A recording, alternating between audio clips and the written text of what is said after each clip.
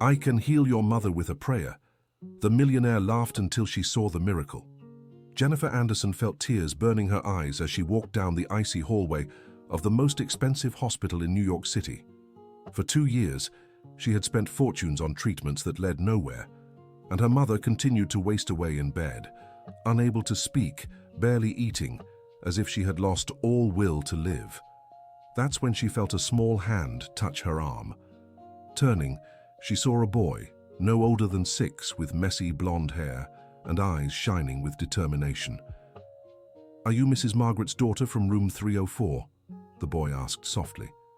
Jennifer stopped abruptly, surprised. How did this child know who her mother was or where she was staying? "Who are you? What are you doing here?" she replied warily, glancing around for any adult responsible for him.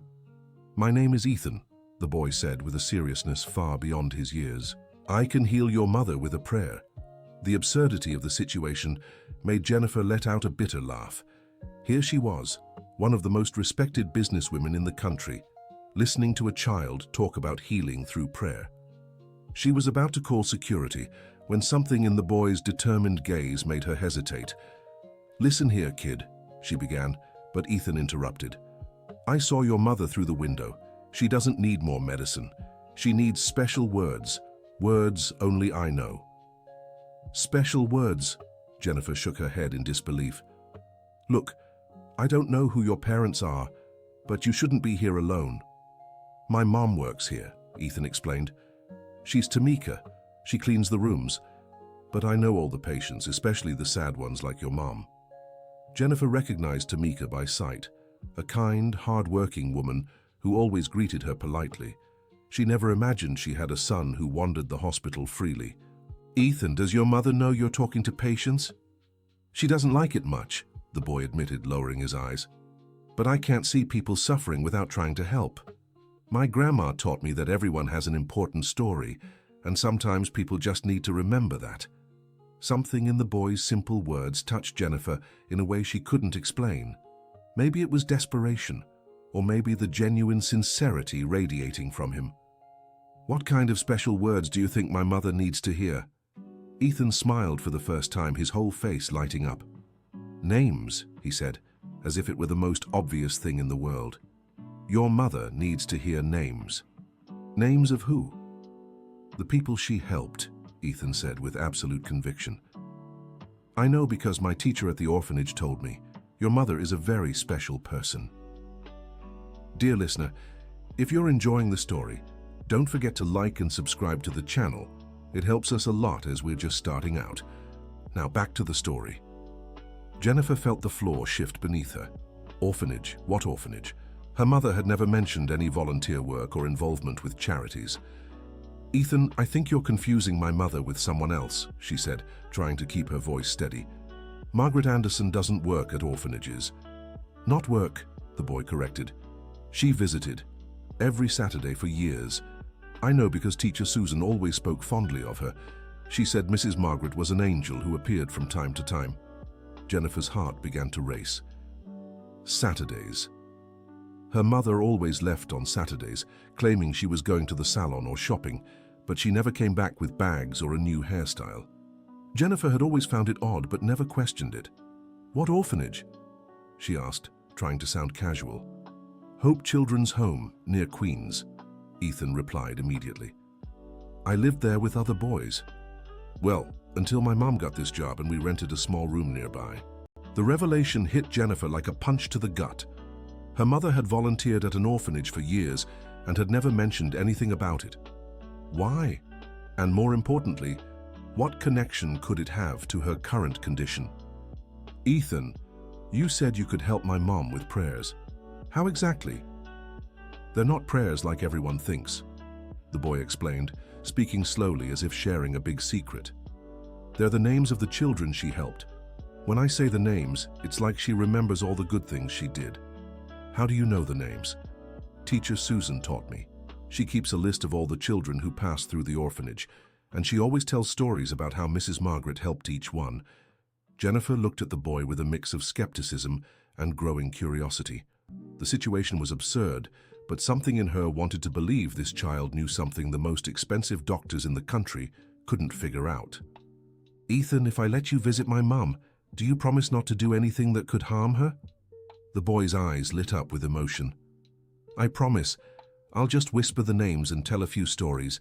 Teacher Susan always says people feel happy when they remember the good things they've done." Jennifer hesitated for a few more seconds, glancing around the empty hallway. The doctors had already exhausted all traditional options. Maybe there was no harm in letting an innocent child try his unconventional method. "Okay," she finally said, "but I'll be there the whole time. And if my mom shows any sign of discomfort, you stop immediately." "Deal." Ethan jumped with joy, but quickly composed himself, returning to his serious demeanor. "Can I go now?" "Now?" "It's better in the afternoon," the boy explained. "Your mum is always more awake after lunch, even if she doesn't eat much." The observation surprised Jennifer. Ethan had really been watching her mother, and the information was correct. Margaret was indeed more alert in the afternoon, though the doctors had never paid attention to that detail. When they reached room 304, Jennifer felt the familiar tightness in her chest at the sight of her mother. Margaret lay there, her grey hair spread across the pillow, her eyes fixed on the ceiling. At 72, she seemed to have aged decades in the last 2 years. Ethan approached the bed cautiously, as if entering a sacred space. "Hi, Mrs. Margaret," he said softly. "I'm Ethan. I came to talk with you a little." To Jennifer's surprise, her mother's eyes shifted slightly toward the boy's voice. It was the first reaction to an outside presence she'd shown in weeks. Ethan pulled a small chair close to the bed and sat down, level with Margaret's face. Then gently, he held one of her hands between his small ones. "Teacher Susan told me about Jasmine," Ethan began, speaking quietly. "Remember Jasmine? She came to the orphanage when she was 8, very scared and sad. But you talked to her, brought her some storybooks, and Jasmine became the best student in her class." Jennifer watched her mother's face closely, searching for any sign of recognition. At first, nothing changed. But then, very subtly, she saw a tear form in the corner of Margaret's left eye. Ethan continued, mentioning more names. Tyler, who was afraid of dogs until Margaret brought a gentle puppy for him to meet.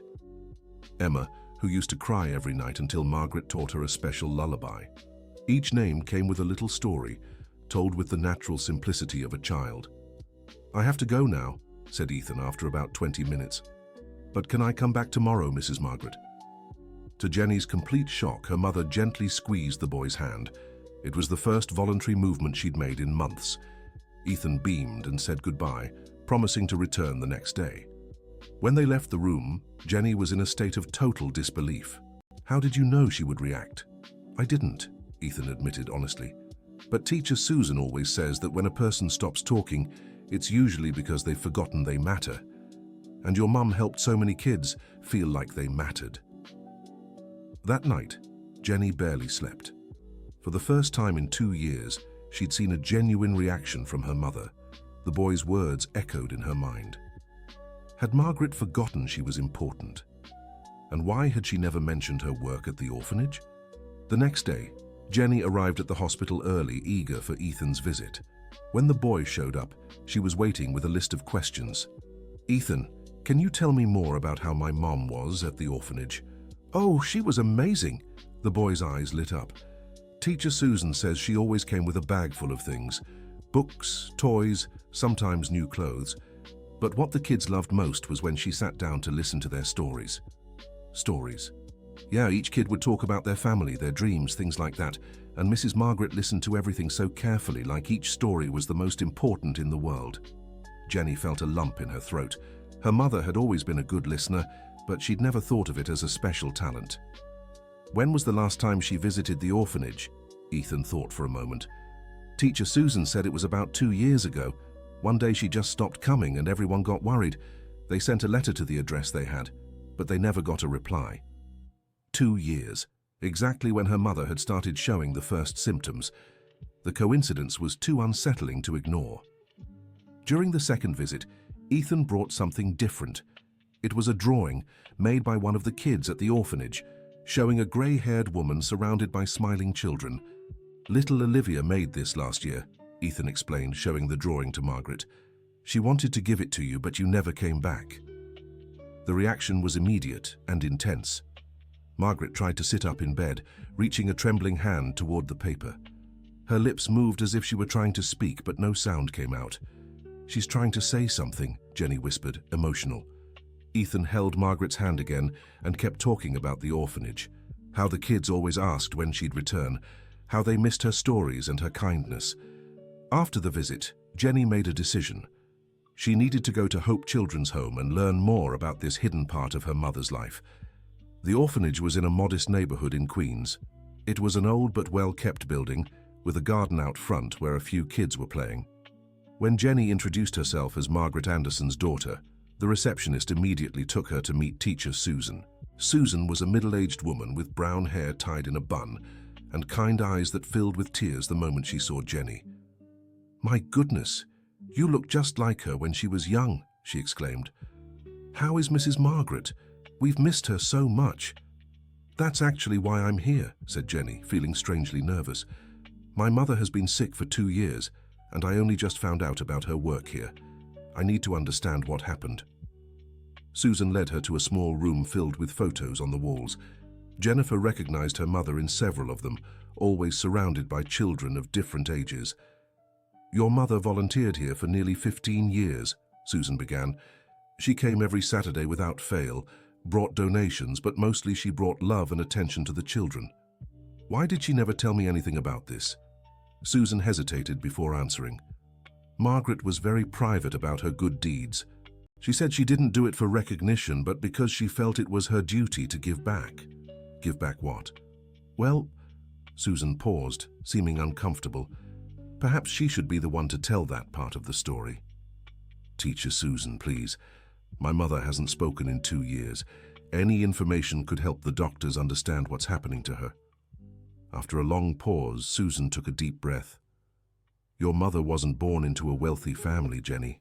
In fact, she spent part of her childhood in an orphanage much like this one." Jennifer's world stopped spinning. Her mother had never mentioned growing up in an orphanage. She always told vague stories about a difficult childhood, but never gave details.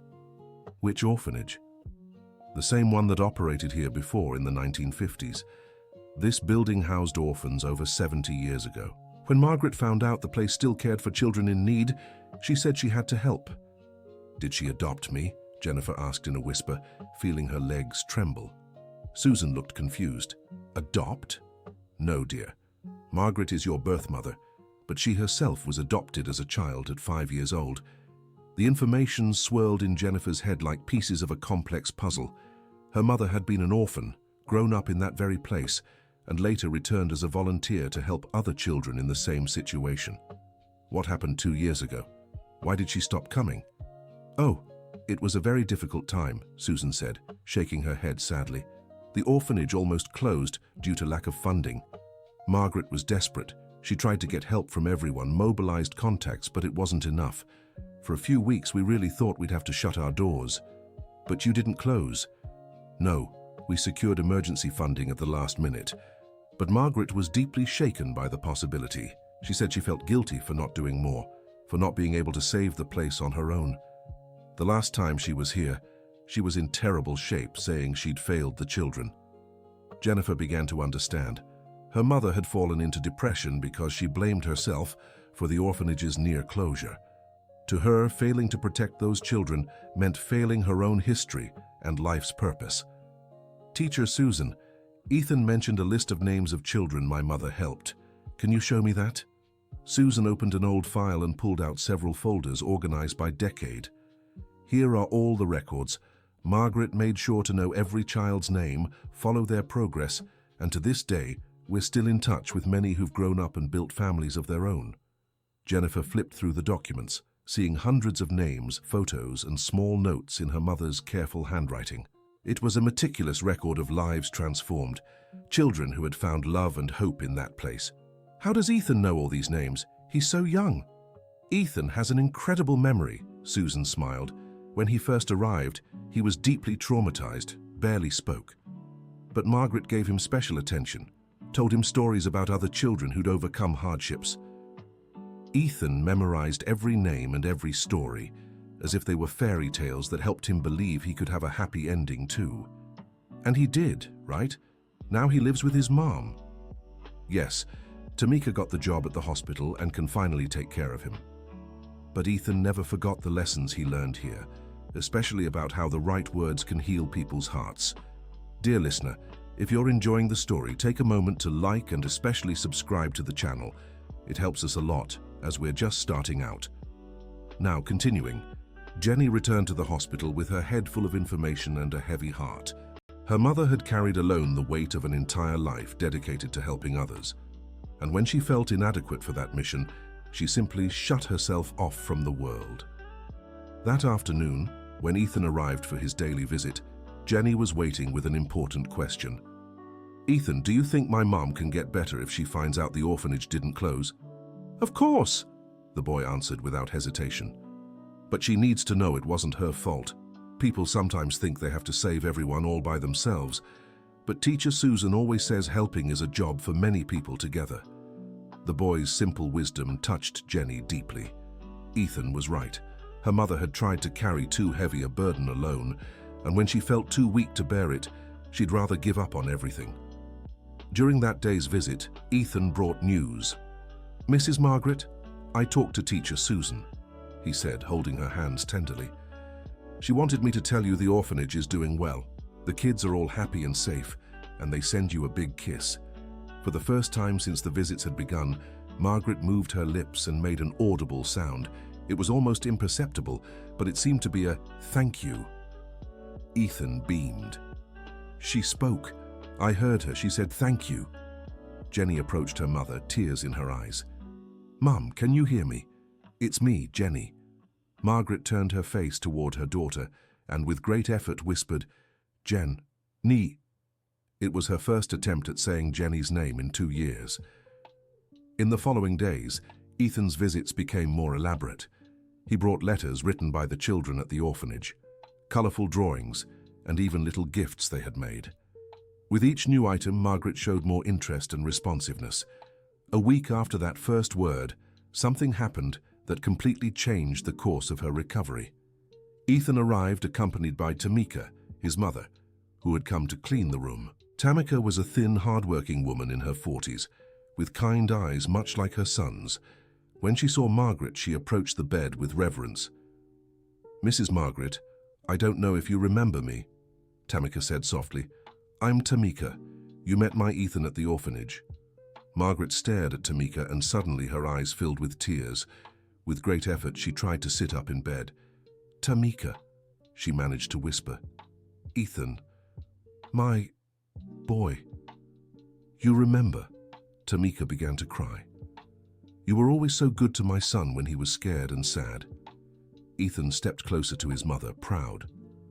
"Mom, it was Mrs. Margaret who taught me I was special. She told me stories about other boys who were sad like me but later found happiness." Margaret stretched out her trembling arms toward Ethan in an unmistakable gesture of affection. The boy stepped forward and let her stroke his hair, just as she had years ago at the orphanage.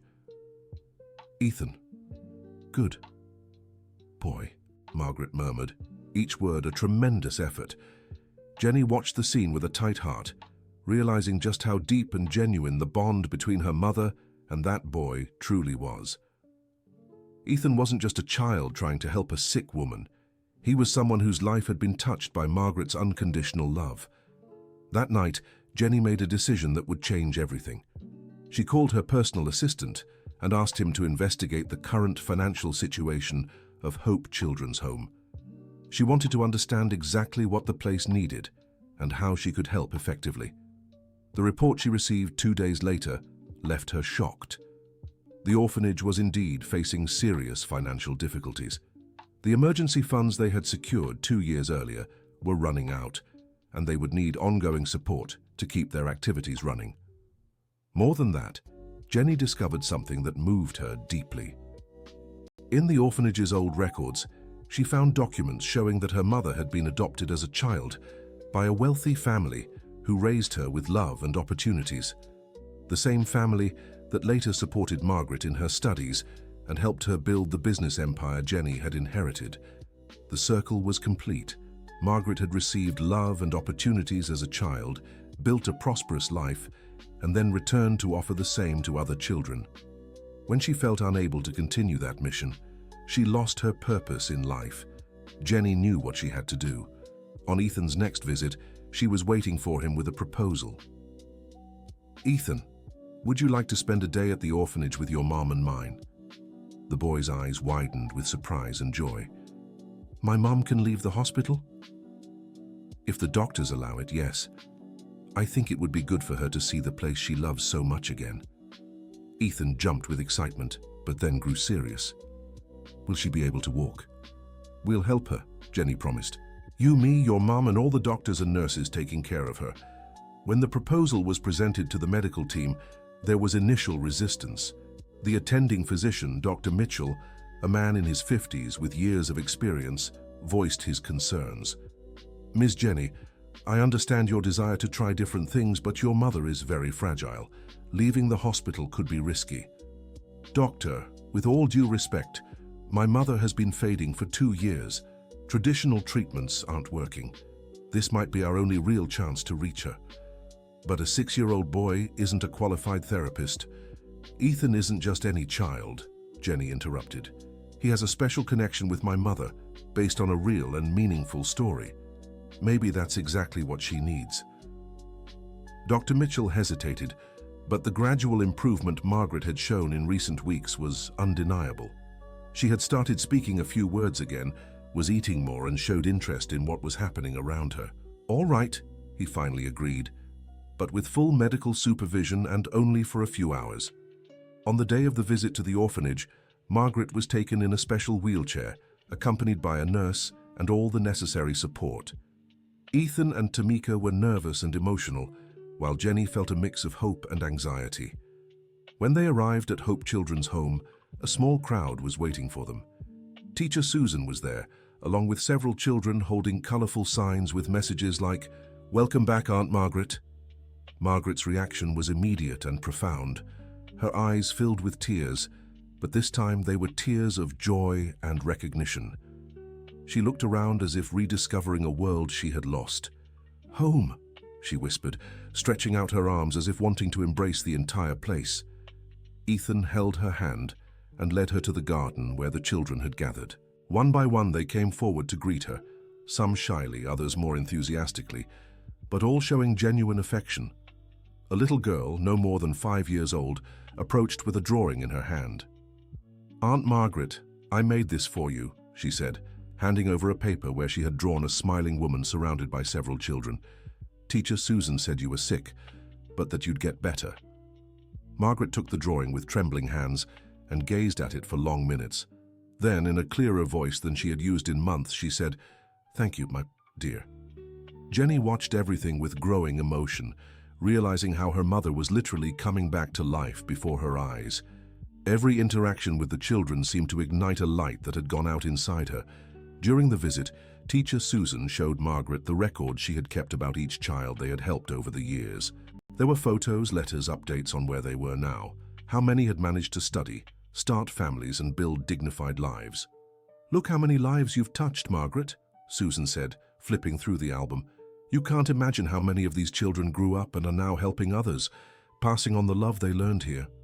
Margaret looked at each photo with renewed attention, as if reconnecting with parts of herself she had forgotten. When they reached the most recent photos, she saw Ethan in several of them, always surrounded by other children, always with a smile on his face. "Ethan, strong," she said, stroking the boy's face in the picture. "Ethan, brave." "It was you who taught me to be strong, Aunt Margaret," Ethan replied. "You told me I was special, remember? And that one day I'd help other people too." "You helped me," Margaret managed to say, each word heavy with emotion. On the way back to the hospital, Margaret was clearly more animated and alert than she had been in a long time. During the ride, she held Jenny's hand and tried to speak. "Jen, I'm sorry." "Sorry for what, Mom?" "Didn't tell about the children." Jenny squeezed her mother's hand. "It doesn't matter, Mom. What matters is that now I know, and I can help too." Margaret looked at her daughter with surprise and hope. "You will help?" "I will, Mom. I'll do everything I can to keep the children's home running, and I want you to teach me how to do it right." Margaret's eyes filled with tears again, but now they were tears of relief and happiness. For the first time in 2 years, she had a reason to want to get better. In the weeks that followed, Margaret's recovery accelerated dramatically. She began speaking in full sentences again, started walking with assistance, and showed growing interest in hearing about Jenny's plans to help the children's home. Ethan continued his daily visits, but now they had turned into planning sessions. Margaret dictated lists of the home's needs, ideas for improvements, and strategies to gain community support to Jenny.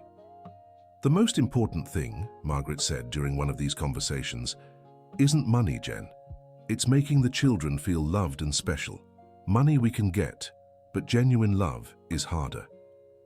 Jenny absorbed every word, realizing how her mother had developed a deep wisdom about caring for children in need. "How did you learn that, Mom?" "Because I was one of those children," Margaret answered simply.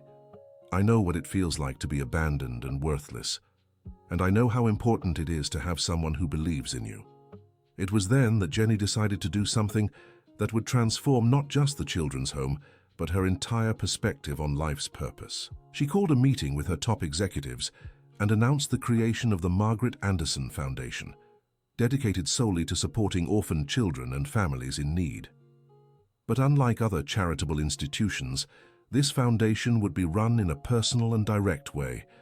Margaret, once fully recovered, would be the honorary president, and Jenny would take over operational management.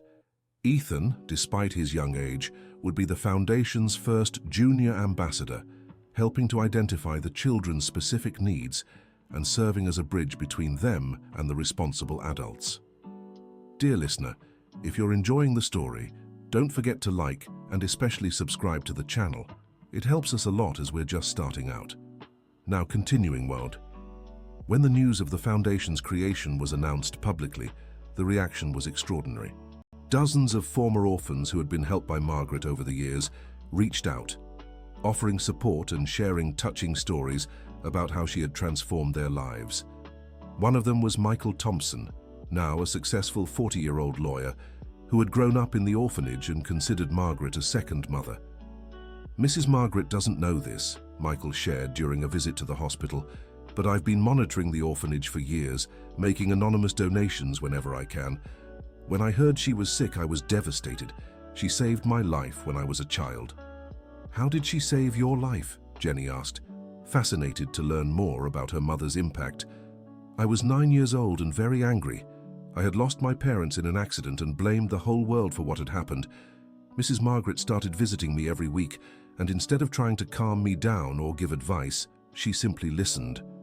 Michael paused, clearly moved by the memory.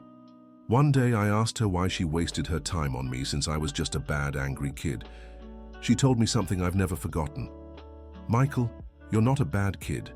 You're a child who's hurting, and pain is healed with love and patience, not abandonment.' And did that make a difference? All the difference in the world. She taught me that my anger was valid, but I could choose what to do with it. I could use it to destroy or to build something better. I chose to build." Stories like Michael's multiplied in the following weeks. Jenny discovered that her mother had created an informal support network that stretched across the entire city. Former orphans who were now teachers, doctors, entrepreneurs, artists, all united by the love they had received from Margaret at crucial moments in their lives. This discovery gave Jenny a revolutionary idea. Instead of just creating a traditional foundation, she would develop a mentorship program where successful former orphans would return to guide new generations. When she presented the idea to Margaret, her mother was moved to tears. "Jen, this is perfect," she said, now speaking much more fluently. "I've always believed that those who've faced hardships are the best ones to help others going through the same." Ethan, who was present during the conversation, raised his hand as if in school. "Can I share an idea?"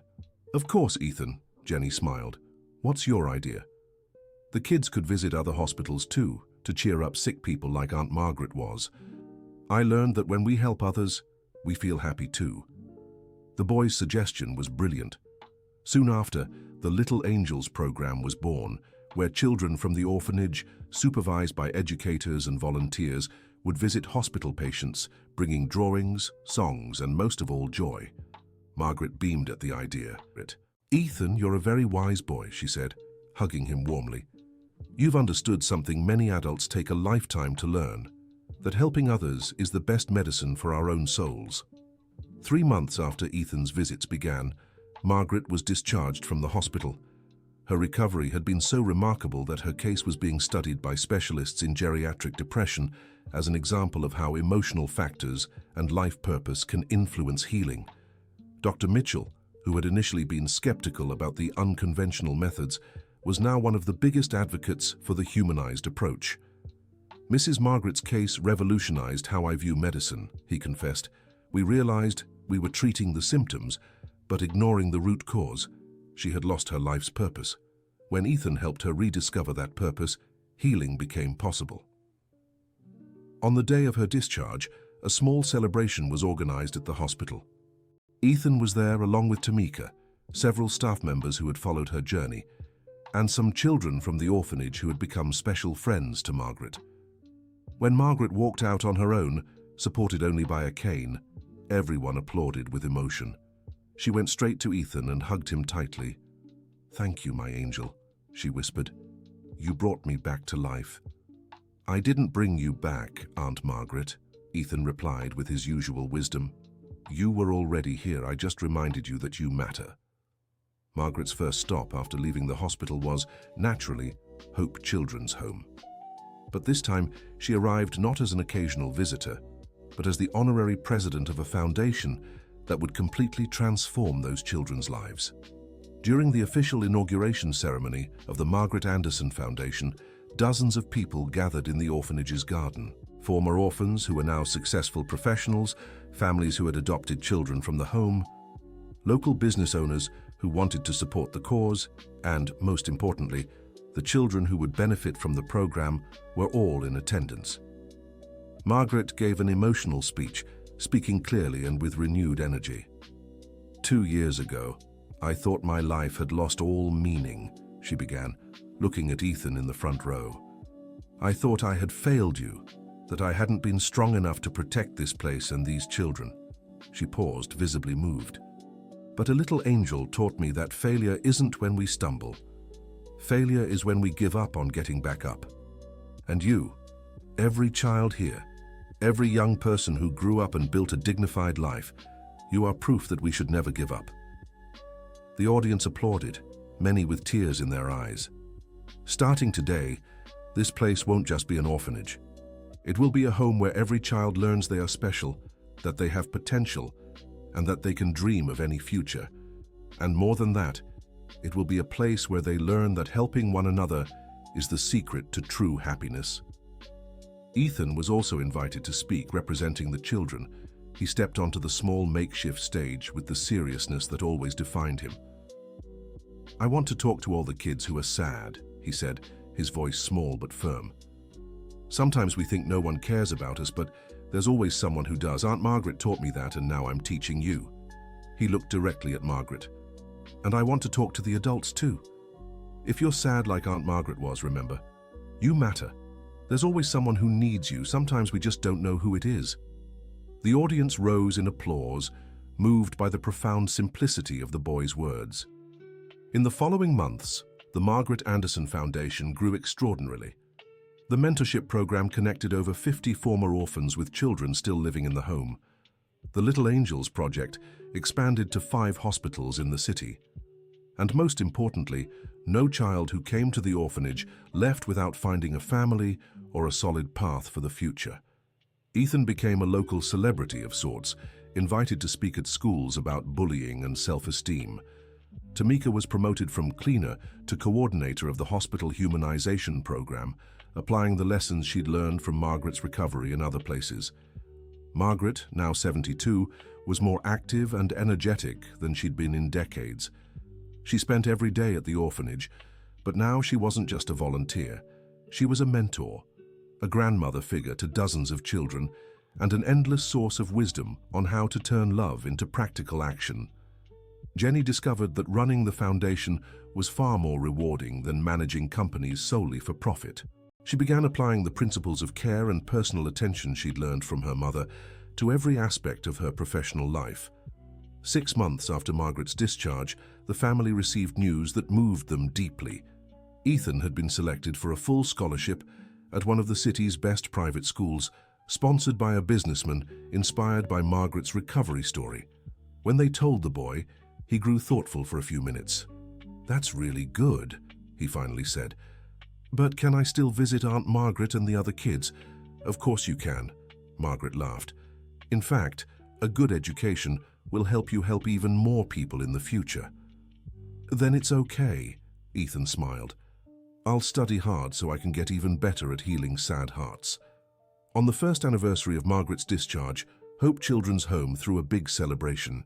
Everyone in the family that had formed around the foundation was there: former orphans with their families, current children from the home, hospital staff, volunteers, and dozens of others whose lives had been touched by the story.